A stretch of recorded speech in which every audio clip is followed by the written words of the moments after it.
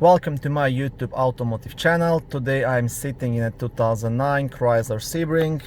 This Sebring is equipped with heated seats and they do not work, so my car is running and there is no power to this switch.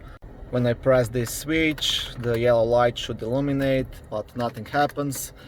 If you're having the same problems, most likely you have a burnt fuse, so I will show you which fuse to check and how to replace it. The fuse box for this Sebring is located under the hood in the engine bay, and this is the fuse box.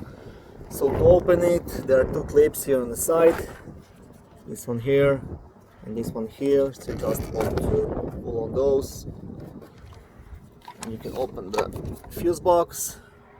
On the back of the fuse box you will have a fuse diagram, and for the heated seats you will have to check fuse number 30, and by the fuse diagram it's right here.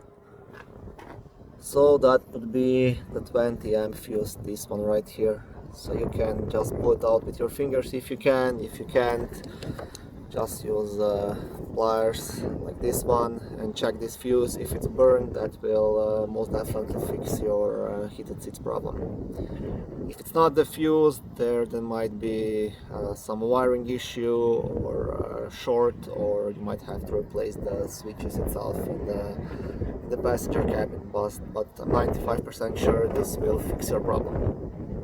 Okay, once you have replaced that 20 amp fuse, once you have the vehicle running, if you press onto the heated seats button, it's gonna illuminate both of them.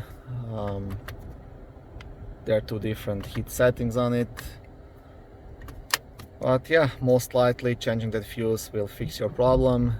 If this video was helpful, please like it and subscribe to my channel. I try to post new videos daily. On my channel you can find lots of how-to videos, do-it-yourself videos, car reviews, product reviews and similar automotive topics.